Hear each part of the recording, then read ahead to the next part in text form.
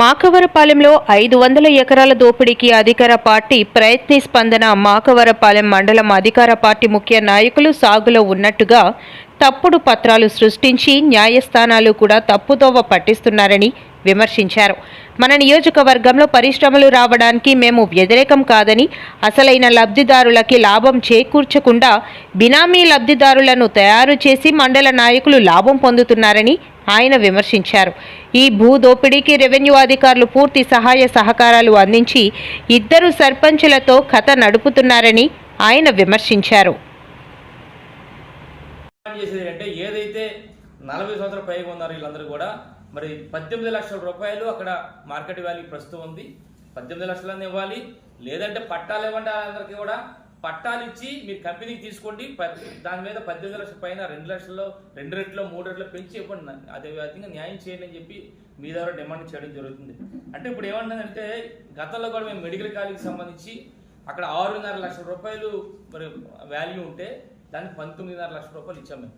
ఆ విధంగా చేయాలని చెప్పి మరి మీ ద్వారా మరి కోరడం జరుగుతుంది. మరి ఎంత అంటే ఒక అరగంటలో ఆర్టీవీ గారు కంప్లీట్ చేశారు. ఎందుకంటే ఎక్కడ ఎవరైనా వచ్చి టీడీపీ నాయకులు ఏ విధంగా దోపిడీ చేశారో ఎక్కడ అడుగుతారనే ఉద్దేశం మీద మరి ఆ విధంగా వెళ్ళిపోవడం జరిగింది. ఎందుకంటే ఈరోజు ఆ ప్రాంతంలో 737 సర్వే నెంబర్లో సుమారుగా 4 పంచాయతీలు ఉన్నాయి. రాచపల్లి పంచాయతీ, రామనపాలెం, జీ కోడూరు, జీ వెంకటాపురం పంచాయతీ, శివారి గ్రామాలు అందరూ కూడా అందులో సాగులో ఉన్నారు. వారందరూ కూడా సాగులో ఉండడం, వారందరూ కూడా ఎప్పటి నుంచి ఉండడం, వారందరికి పట్టాలు ఇవ్వడం, పరిహారం ఇవ్వడం సబు. కానీ వాటికి సంబంధం లేకుండా బేంబోయినపాలెం కానీ సెట్టిపల్లి వారు కానీ ఎలాగా అందులోకి వచ్చారో మాకు అర్థం కావట్లే.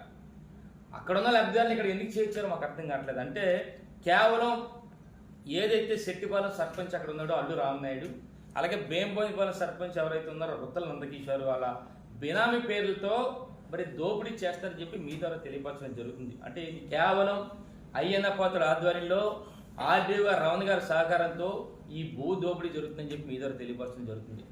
ఒక్క ఉదాహరణ చెప్పాలంటే వీళ్ళిద్దరు పేర్లు ఎందుకు చెప్పిందంటే మొన్నే చూసి ఈ మధ్యకాలంలో అక్కడ వాకర్ అవుట్ అని చెప్పి ఒక పేపర్లో చూసాం. అక్కడ ఫారెస్ట్ వేస్తుంటే ఫారెస్ట్ అధికారులు అడ్డుకున్నారంటే మేము పార్టీ నాయకులందరూ కూడా కలిసి వెళ్ళాం. అసలు చూద్దాం అసలు పర్యవేక్షణ ఏం జరుగుతుంది, అసలు రోడ్డు వేస్తే మంచిదే కదా, కొంచెం దగ్గర అవుతుంది కదా అని చెప్పి పర్యవేక్షణకి వెళ్తే మేము వెళ్ళిన 10 నిమిషాలకే ఈ ఇద్దరు సర్పంచులు వచ్చి ఏదో పెద్ద కంపలు మూలిపోయినట్టు జనాలతో వచ్చి మేము పెట్టిన ప్రెస్ దగ్గర వాళ్ళు కూడా ప్రెస్ అంత అవసరం ఉంది నాకు అర్థం కావట్లేదు. అంటే ఈరోజు అధికారం ఉందని చెప్పి మీరు ఏదో చేయాలని చెప్పి ఆలోచన.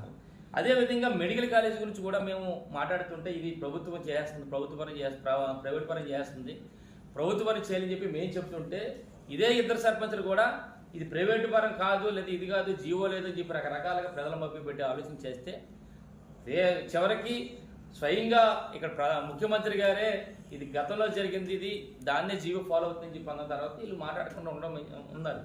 అంటే ఈ విధంగా ఎదురుదాడి తిరిగే కార్యక్రమాలు చేస్తారు. మొన్ననే చూస్తే జగనన్న వచ్చినప్పుడు మరి ఇదే సర్పంచ్ ఎవరైతే బేంబోయినపాలెం సర్పంచ్ ఉన్నాడో 2:30కేమో రోడ్డు బంధించుకొని జగన్ వస్తున్నాడు ఎవరు లేడు అంటాడు. ఆయనకి ఏం తెలుస్తుంది? కొన్ని అరగంటల్లో కొన్ని వేల మంది అక్కడికి వస్తే ఏం మాటల్లో తెలియని పరిస్థితి. అంటే ఈ విధంగా ఏదో విధంగా చేయాలని మొన్న కూడా మెడికల్ కాలేజీకి సంబంధించి మేము ఒక ర్యాలీ చేస్తే ఆ ర్యాలీలో నేను ప్లే కార్డు చూపిస్తే ఆ ప్లే కార్డు మార్పింగ్ చేసి ఇదే సర్పంచ్ ఆ స్టేటస్ పెట్టి అంటే ఈ విధంగా అంటే ఈరోజు ప్రభుత్వం ఉంది కదా అని చెప్పి మనం ఏం చేసినా ఎదురుదాడి చేసినా అని చెప్పి అని ఉద్దేశం మీద ఉన్నారు. అందుకని అసలు వీళ్ళు ఏ విధంగా చేస్తున్నారు, ఎందుకు మరి అబద్ధాలను చేస్తారని దాని మీద ఇద్దరి మీద ఫోకస్ చేస్తే ఈ ఇద్దరి మీద ఫోకస్ చేసినప్పుడు ఈ భూ కుంభకోణాలన్నీ కూడా బయటికి రావడం జరిగింది. అందుకనే వివరంగా కొన్ని మాకు తెలిసిన విషయాలు కొన్ని మీ దగ్గర తెలియబడతాం, ఇంకా మరింతగా లోతుగా వెళ్తాం, అవి కూడా పెడతాం. ఒక్కటి చెప్పాలంటే ఈరోజు చూస్తే ఎవరైతే అక్కడ సర్పంచ్ ఉన్నారో ఎవరు మన అల్లు నాయుడు, మన సర్పంచ్ మరి సెట్టిపాలెం సర్పంచ్ ఉన్నాడో ఈయన అయ్యన్నపాత్రి గారి ప్రధాన శిష్యుడు. మరి మండలంలో ఏదొచ్చినా సరే ఈయనే అక్కడ ఉన్న టీడీపీ నాయకులందరి మీద ఈయన లీడ్ చేస్తారు. ఈయన గురించి చెప్పాలంటే ఒక్కసారి మరి ఏదైతే ఇప్పుడు 400 ఎకరాలలో ఇప్పుడు గ్రామ సభ అయిందో అందులో ఈయన తాలూకా బినామీ పేర్లు మీకు డీటెయిల్గా చెప్తా. బొర్లి సన్యాసి అని ఆయన సెట్టిపాలెం, అసలు సెట్టిపాలెం మనం ఇందాక చెప్పాను, సెట్టిపాలెం కానీ బేంబోయినపాలెం కానీ సంబంధించిన రైతులకి అక్కడ సంబంధం లేదు. కేవలం వీళ్ళందరినీ తీసుకెళ్ళి అక్కడ చేస్తాడు. అల్లునాయుడు బినామీ పేర్లు అన్నీ కూడా ఒకసారి మీ అందరూ కూడా చెప్తున్నాను. గొర్రెల సన్యాసి ఎవరైతే ఎల్లు రామనాయుడు ఉన్నాడో సర్పంచ్ తాలూకా మామి అయినా సర్పంచ్ తాలూకా బినామీ ఎంత అంటే 13 ఎకరాల 64 సెంట్లు.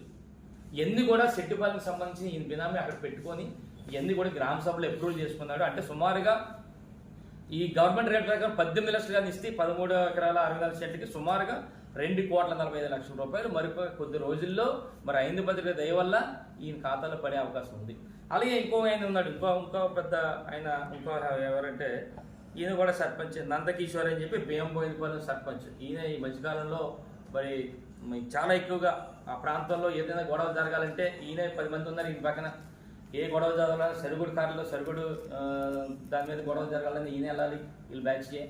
అక్కడ ఏమైనా సంబంధించి గొడవలు కావాలంటే ఈయనే మొత్తం అందరిని కూడా మరి చేస్తున్నాడు. ఈయన తాలూకు చూస్తే ఈరోజు ఆయన బినామీ పేరు అది కూడా ఆయన 18 లక్షలు చూపిస్తే సుమారుగా 95 లక్షలు కోటి రూపాయలు కూడా ఈయనకి. అంటే మరికొద్ది రోజుల్లో వీళ్ళిద్దరికి కూడా ఒకరికేమో 2.5 కోట్లు, ఒకరికేమో 1 కోటి రూపాయలు వచ్చే అవకాశం ఆయన పద్ధతిగా చేస్తారని చెప్పి మీ ద్వారా తెలియపడుతుంది. ఎందుకంటే ఆల్రెడీ